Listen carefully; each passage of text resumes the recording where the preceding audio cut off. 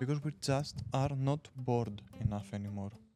When we were cavemen, sticks on the head of the other person, that was fun. Don't get me wrong.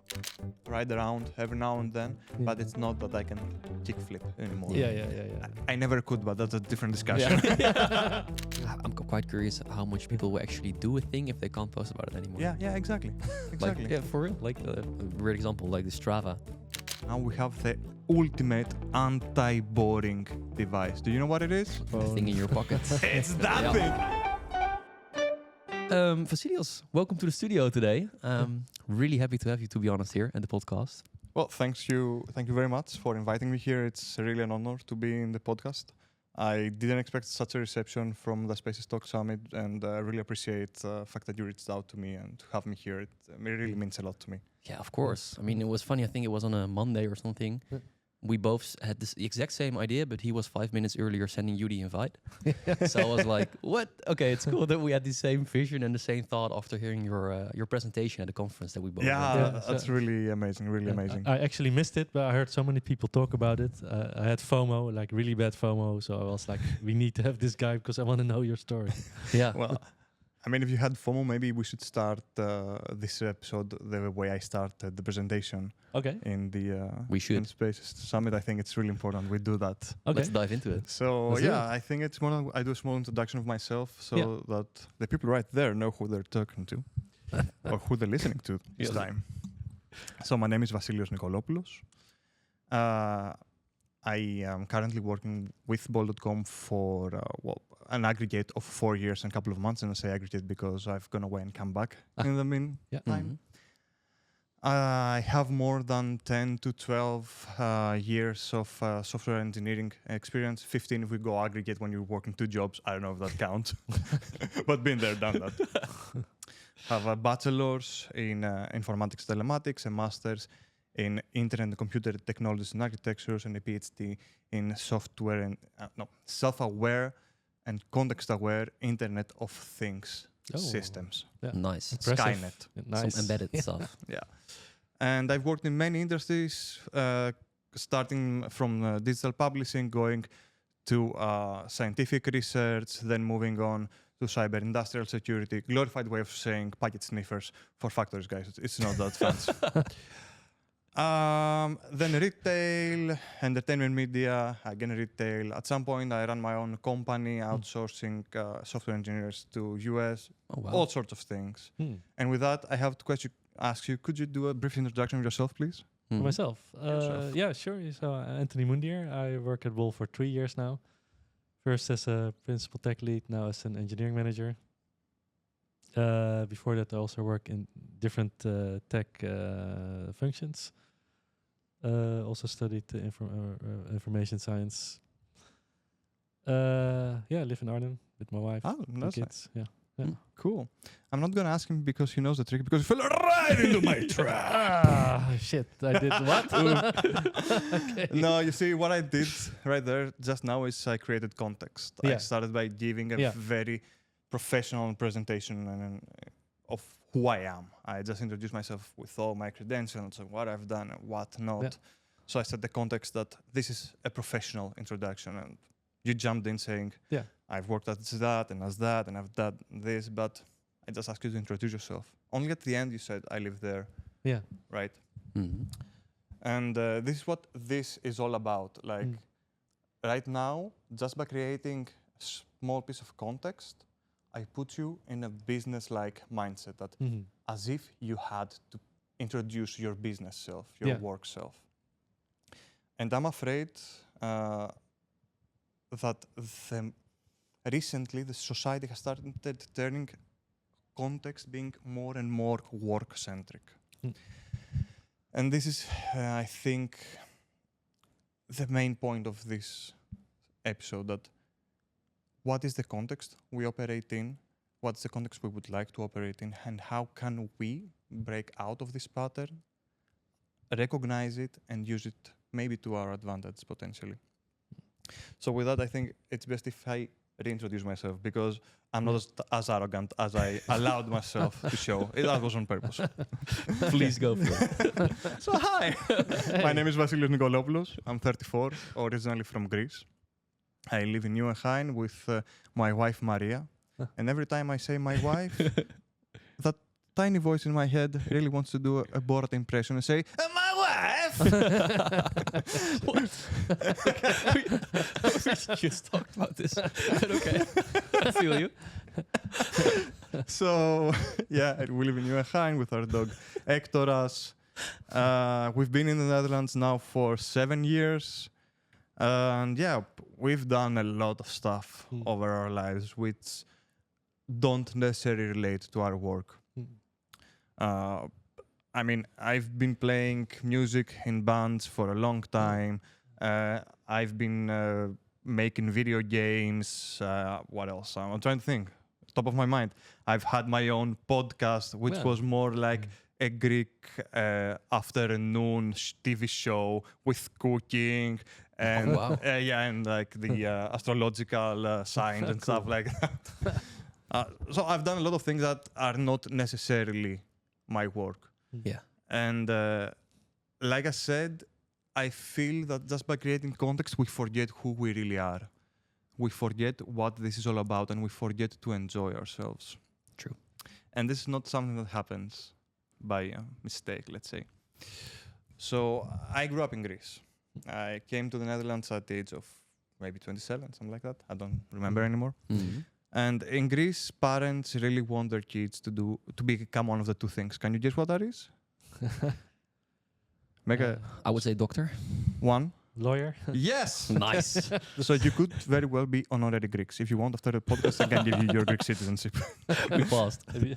But Actually, why? we both failed, right? We're not doctors or lawyers. Oh, that's a detail. I'm not even either a doctor or a lawyer. Should I hand in my Greek card? I don't know.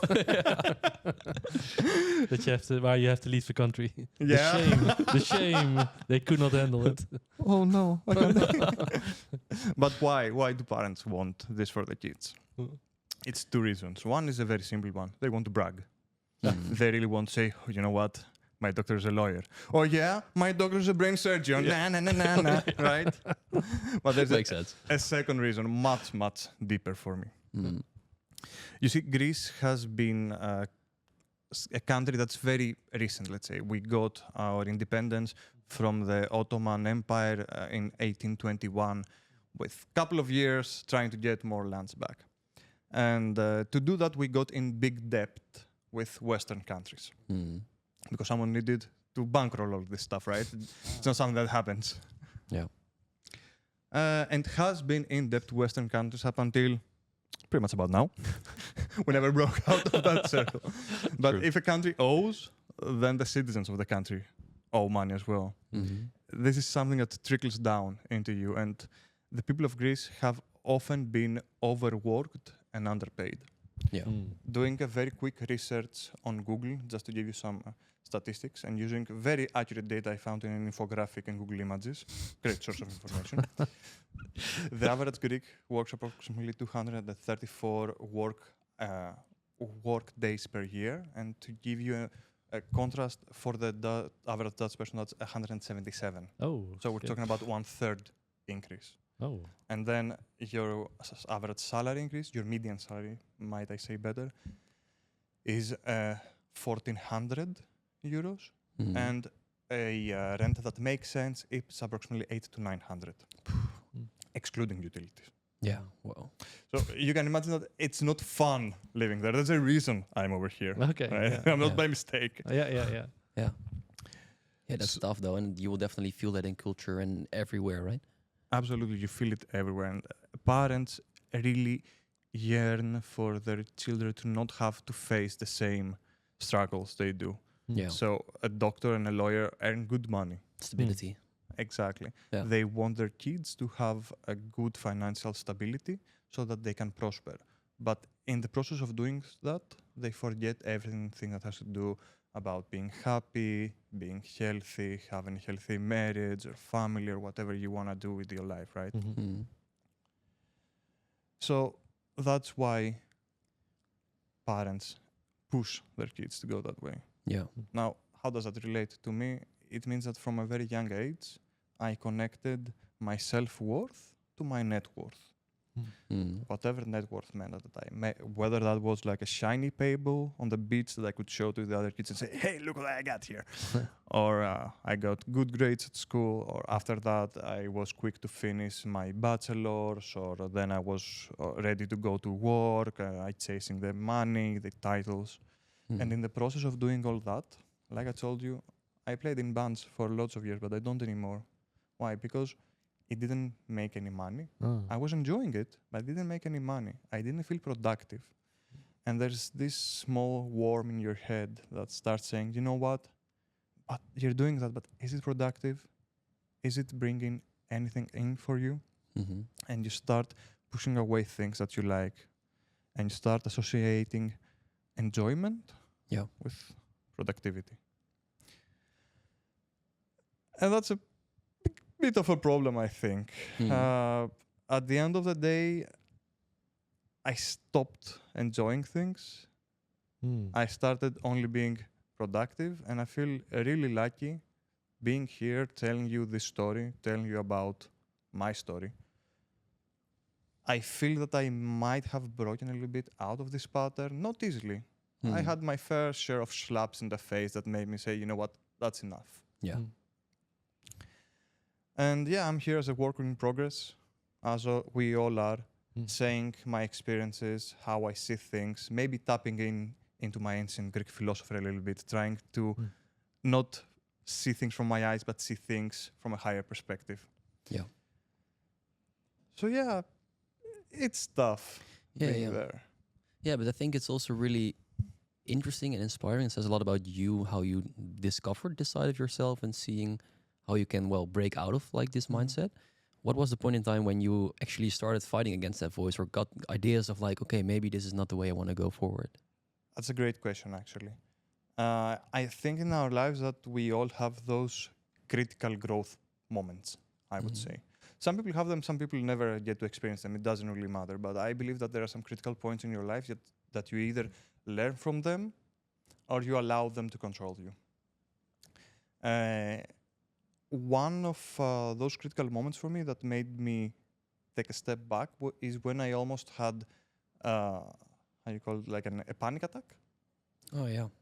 From receiving a message from when I was working for a small startup, receiving a message from the CEO of that startup at 9 p.m. after 2 weeks of grinding, trying to make something work that really didn't really matter. And then I got the message at 9. I heard the sound of Slack. I knew that he did want an answer. It wasn't just I'm going to send this to you and you can respond whenever. At that point, I really lost him. Like, you know what? That's enough, man. Yeah. You can enjoy your life. It doesn't matter. It's 9 p.m. You can take the dog out for a walk. It doesn't matter. Yeah. And I think it's really good that you ask this because I think it's really important that we listen to our body, ourselves, our reactions, and try to understand them potentially. Don't only go with the flow, but understand what's happening. Understand what your body is telling you. Yeah. If you're afraid, maybe you're afraid of losing something. If you're angry, maybe you feel that you are not being heard. There are so many emotions, we need to understand what they mean. Yeah, which is hard because indeed, I can really see a lot of times you're being like complimented or you get accolades whenever you do something that provides the stability and the things you mentioned as well that came from your parents or just Greek culture. And I think that might be indeed super hard to tell your brain into saying, okay, I know this is something that will give me like the compliments that that I like to be received because that's how I grew up. But fight against it and maybe choose the direction that people are not thinking of you taking. And I think that's really cool how you actually started asking these questions to yourself. And why do you think, or why would you say that in the current patterns that people are living, that they don't have these questions appear anymore that often? Ooh, that's a great question. I think we have normalized not listening to ourselves. I'm not sure how to say it, but we can get into that later in the episode because I do make a brief mention to that, I think. But at the end of the day, I think it distills down to we've stopped listening to ourselves, to our body responses, to everything that we're being told without knowing we're being told. Yeah, that's interesting. Yep. I mean, when you say listening to your body, is that also like meditation or something, or is it? Yeah, what you could do see it like that. Like whatever works for everybody, right? Yeah. And you have to understand you're walking in the street and you're feeling a pressure. Why are you feeling a pressure? You're just walking in the street. Yeah. What happened? Try to ask yourself what is happening. What are you really feeling? Mhm. Is it pressure? Have you forgotten something? Is it just anxiety from the context you're operating in? What is going on, man? Yeah. Yeah. Don't just live with it. Mm. Accept that you're feeling it. Yeah, it's also really hard because I'm trying to envision like I don't want to say like of course we are pretty privileged because we live in a Absolutely. really stable country. We might also like get accolades for the same things that Greek people did have of like getting good grades and all that stuff. But there's also a really big thing that we're getting for it. So stable wise, that's a check. The hard part is I'm really curious, and that's only something you can take with you if you've been in the situation. It's maybe hard to consider that side whenever you're really struggling in that 1,400 euros like scenario kind of thing, to be able to really twist that knob. Like, is that something you still see or encounter with, let's say, I don't know, friends or people who still live in Greece? Absolutely. Yeah, because how does this message like resonate with them? Like, is that also applicable, or is it super hard? It depends. The thing is that currently most of the people in Greece, and especially personal opinion, based on how I see things. It's not based on statistics. Don't judge me. Sue me if you want. So I think that a lot of people in Greece, especially our generations, are not in a prospering mode, but in a surviving mode. Yeah. And we have less and less people living together.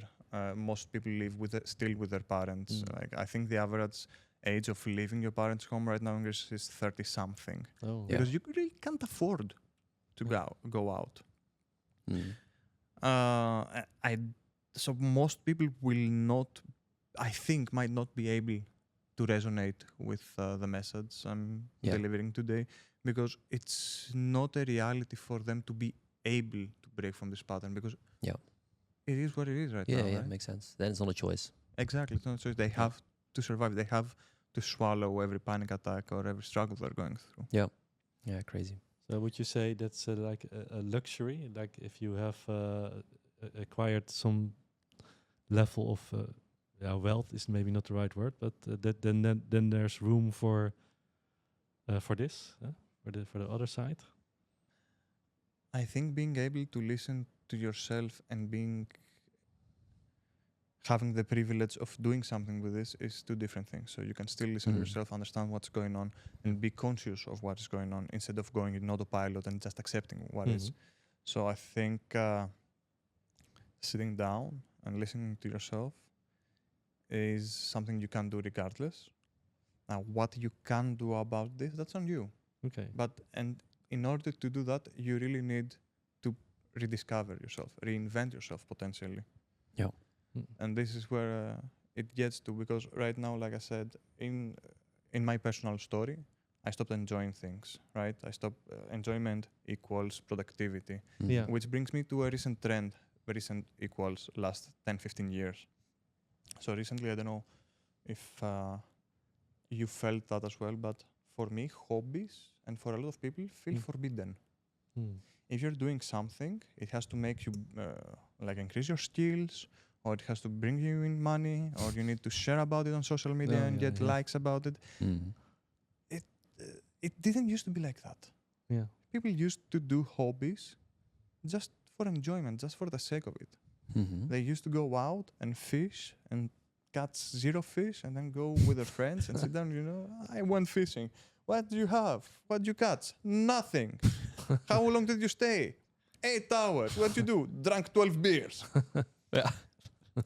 Hobbies were something that you do to pass the time, enjoy nature, enjoy yourself, enjoy the moment. Yeah. Now it's all about, does it make money? Does it make me better? Does it make me more famous? And unfortunately, there is a term for that. It has been coined as the grindification of hobbies, because now it's all about the money.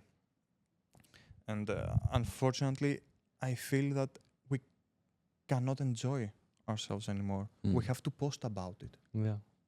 It has to be made public. Keep it to yourself, man. Yeah. Talk to people about it, but you don't have to make it super public. Yeah. I'm quite curious how much people will actually do a thing if they can't post about it anymore. Yeah, exactly. Exactly. Like, yeah, for real. Like a weird example, like the Strava. Oh, yeah. Like people running huge distances. Yeah. And I'm just curious, like if you would put that away, you're still running? But Yeah, that's a to great give an question. example. Yeah. Yeah. And it really brings a lot of thought. Like, would Yeah. they still be running? Maybe they would, maybe they wouldn't. Yeah. They do it for the likes, kind of. Yeah, but I can really see this indeed. I think especially in the generations that we're seeing right now. Yeah. So that's interesting, yeah. And then, I don't know if you've recently been on the interwebs, the information superhighway. What's that? No, you don't know about that? It's a new thing. I heard about it recently. Yeah. Everywhere you look, there's always an advertisement, even if it's in a web page, on social media, on YouTube, whatever.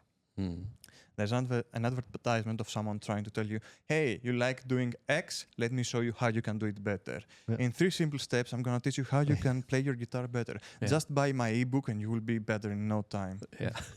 I feel that internet gurus have ruined the landscape. And people ask for it, people buy it, that's why they're there and they're advertising, sure, but we have so many gurus nowadays. So many people saying, you know what? I had a liquor store from my father. It was worth 0. Now it's worth $1 million.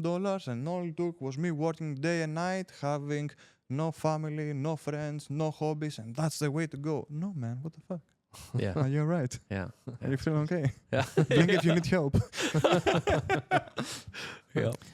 And I feel that all this culture leads to us accepting a decadent state where we monetize anything we have.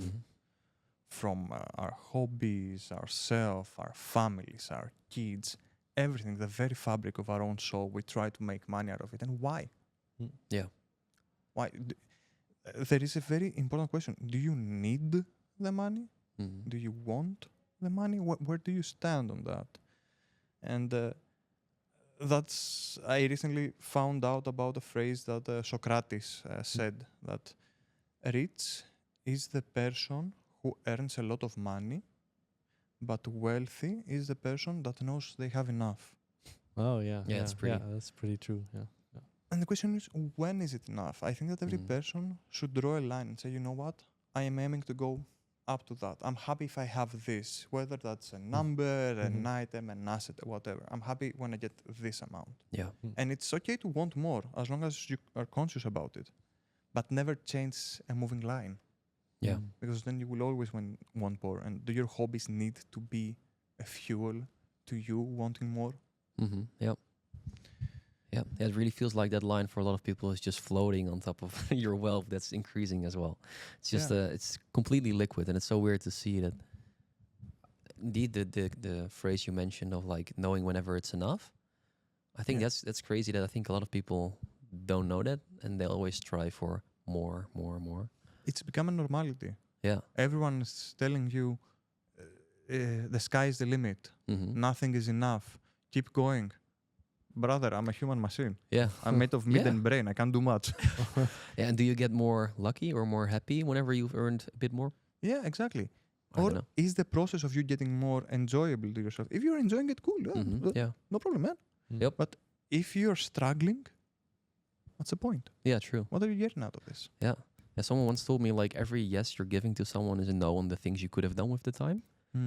And I'm really bad at saying no. But when I heard that, I was like, that's also interesting to just know what I could have done with that time and how valuable it is to me, into knowing as well, like, okay, but when is it actually enough? Like, when did I put enough work in this and how can I put it aside? So it's super nice to hear the phrase of, who was it? Socrates? Yeah, Socrates. Yeah. So essentially, Better pronounced. No, don't worry. I did it on purpose. Yeah, nice. You can do it too. Socrates. Go together. Socrates. Okay. Bravo. There we go. A relative of yours? Probably distant cousin. I don't know, man. Yeah. Too distant, I would say, probably. Yeah, but nice. So what I'm curious now. So you've been through that transition. You at a certain point you realized, okay, what am I doing?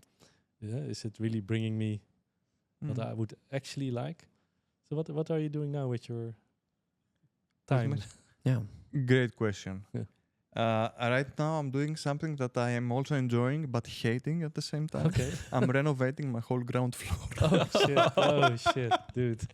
What? Frustration. Yeah. What? Okay.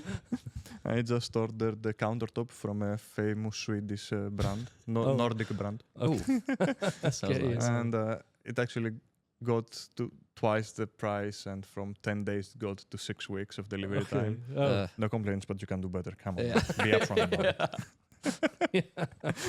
But when it's finished, it's I hope so. Yeah. Hope so. No, you gotta enjoy the process. Yeah. Yeah. All right. No results. Indeed. I really much enjoyed it, especially breaking down 2 walls. That was the best part, I tell you, man. One wall I brought down with a kick. I loved it. I have evidence. I have people that can say I did that. Did you post it online and got No, I likes? did not.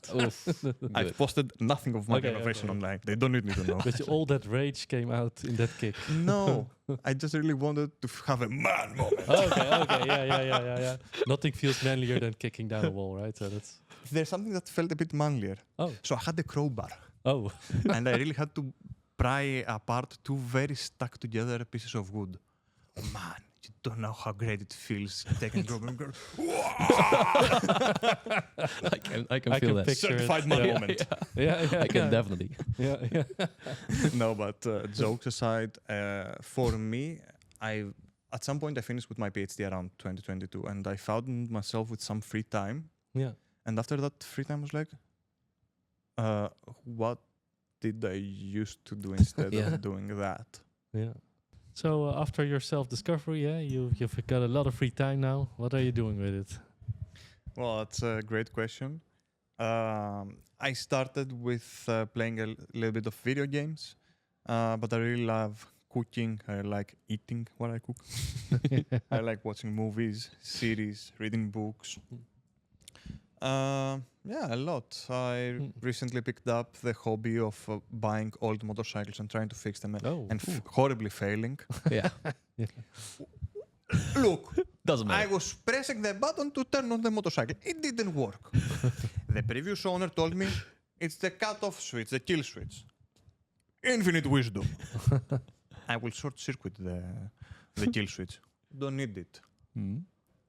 I short-circuited the kill switch. Just what happened.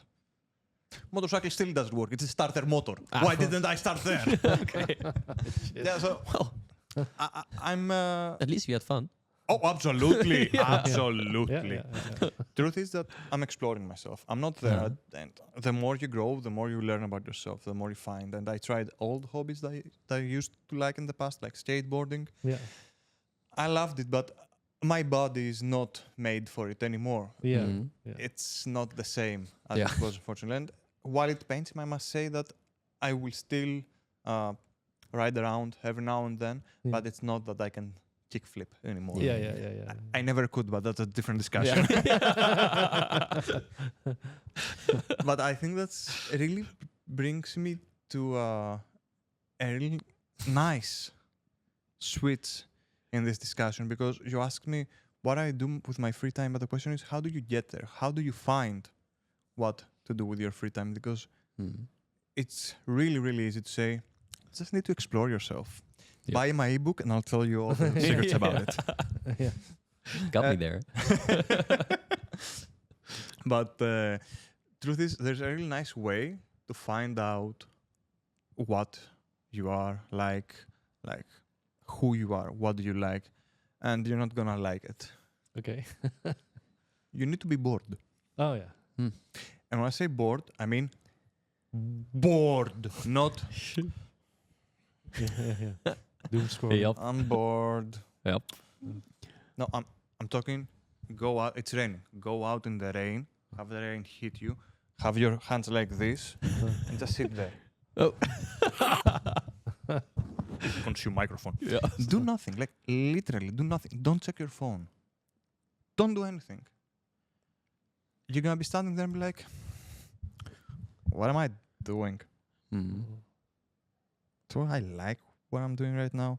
Your brain will start trying to fight the boredom, find things to do. It will start asking questions that you just to entertain yourself. But the truth is that boredom Mm-hmm. is not a bug; it's a feature. Because these questions start sounding different after a while. They start getting existential.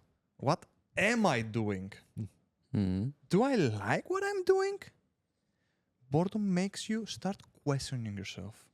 It starts making you ask questions to yourself about who you really are. What do you really like? And this is not something I envisioned one night in my dream. It's work of psychologists. Actually, about boredom, I learned from a Harvard psychologist called Arthur C. Brooks. He's a professor at Harvard, yeah. And he said that the current generations are experiencing a boom in anxiety, in burnouts, and depressive disorders because we just are not bored enough anymore. From the beginning of time, we tried to find ways to have fun, to never be bored. When we were cavemen, sticks on the head of the other person, that was fun. Don't get me wrong. Then we said, you know what would be more fun? Human versus lions. Throw them in the Colosseum. Man, the Romans had the sickest idea of what fun is. We have to give it to them. Yep. And then as time went on, we got the newspaper, the radio, the television, and now we have the ultimate anti-boring device. Do you know what it is? Your phone. The thing in your pocket. It's that thing. I got props, man. It has Kirby. It's definitely a legal Nintendo licensed product. I never did buy it from a Chinese website. Kirby. Yeah. We have an anti-boredom machine always with us, and that's great because we will never be bored as long as we have this. What do you want? Do you want a bard to sing for you? Go on Twitch. There's definitely someone dressed as a bard singing at you. Do you want to watch comedy, drama, movies, films? Everything is on that little thing. Hear the news, read the newspaper, everything is here. Yeah. And it's amazing. We never have to get bored again. Small caveat. Also the best advertising device that ever has been developed. Yep. Yeah. So while you're trying to fight away those existential questions that we all are so afraid of answering, we also get in this vicious circle of wanting more because we're being advertised upon. It's not random. We will scroll there. Either it's content by an influencer trying to sell you something, or it's a legit advertisement, something that someone paid to have you see. Yeah. So at that point, how much of what you're doing on there is actually you fighting boredom, and how much is it you starting to want more, and how do these two entangle between them? So I have a challenge to you both. Go out and do something. Like, literally, go out and do something. You guys too, over there watching. Go out. Yeah. Do something. And most importantly, don't post about it. Don't write about it. Just do it. And see how it makes you feel. See how you perceive this thing as a person. Did you like it? Perfect. Maybe you found your new hobby. Maybe you found something to do that makes you feel good inside. Did you not like it? Perfect. You tried. That's enough. Trying is enough. What's important is that you try to find out who you are. Be bored. Try to answer the questions that your brain poses to you. What questions do you have there? Explore yourself and do something. And then, after you've done something, try to speak to your friends about it. Go find a real person, face to face, and tell me, you know what? I bought a motorcycle, I short-circuited the kill switch, and now it's not working still. I like it. See what the other person tells you. Yeah. Maybe they've done something. Allow yourself to be influenced by a real human standing opposite of you, or next to you, I don't care, however you sit. Right? Your sitting arrangement is not of my concern. Get ideas and find something that you like, because at the end of the day, you might be an EM, you might be an engineer, but you are not. That's just your work. And the power of words is really important. When you say, I am an engineer, I am a lead engineer, I am an engineering manager, to be means to exist. So you say that my existence is that. My existence is software engineer. Yeah. You are not an engineer. You're a human being with your sensitivities, your superpowers, your feelings. And that's really important to understand. you are Tim, you are Anthony. You work as a software engineer, you work as an engineering manager. Exactly. Yeah. And you are a parent, and you are like doing barista stuff. Yeah. Like it's True. really important Yeah. to understand who you are and what you like. Yeah, what really defines you. Yeah. Yeah. Inspiring though. I think it's Yeah, super. deep. Yeah. I had this same like feeling after leaving your talk. It's just crazy. Honestly, it's like a big compliment to you how wise you are actually, that you think about these kind of things, and also that you're trying to show the message to others and break from this pattern. I think that's really cool. And apart from that, amazing storyteller though. Thank you for your kind words. I very much appreciate it. Yeah. I don't know if I'm wise or what I have is called heavily unmedicated ADHD. Well, Truth is, when I went to the doctor, told me, dude, you don't have ADHD, you have AD4K, this new thing we never seen before. that's it. At least you sold it to me though.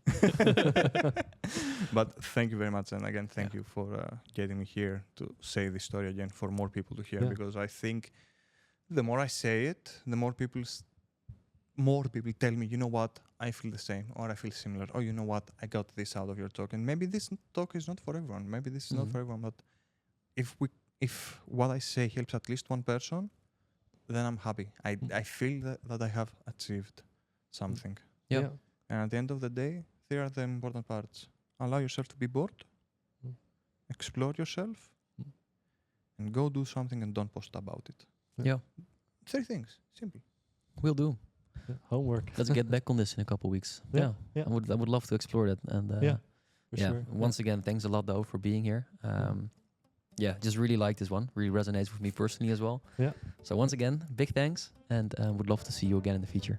Thank you very much. I would love to be here again. Thank you for watching at home. This is an Easter egg at the end of the episode. If you stayed here for so long, reach out to me and tell me what your new hobby is. Maybe I go get back to you with a joke. I have a really great joke about Michael Jackson and lemons.